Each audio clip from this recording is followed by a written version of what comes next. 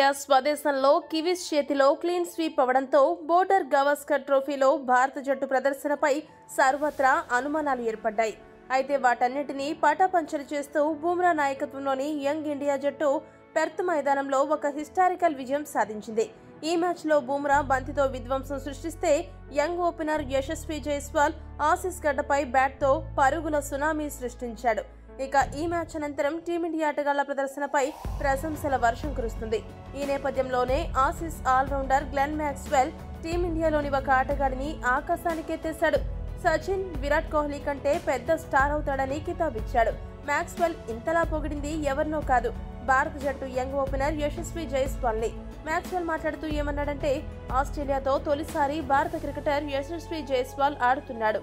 మొదటి టెస్ట్లోనే సెంచరీతో అదరగొట్టాడు. టెస్టుల్లో సెంచరీలు చేయాలంటే చాలా కష్టం. పరిస్థితులను త్వరగా అర్థం చేసుకోవాలి.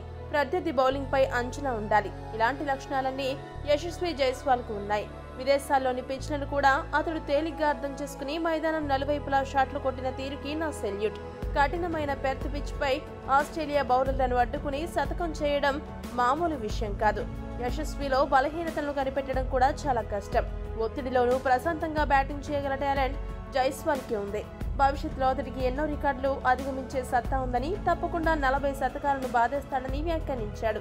జైస్వాల్ తనలో ఉన్న అద్భుత నైపుణ్యాలను మరింతగా మెరుగుపెట్టి వాటిని అలాగే కొనసాగించేందుకు శ్రమిస్తే తప్పకుండా యశస్వి జైస్వాల్ సచిన్, కోహ్లీ కంటే పెద్ద స్టార్ అవుతాడని మ్యాక్స్వెల్ పేర్కొన్నాడు.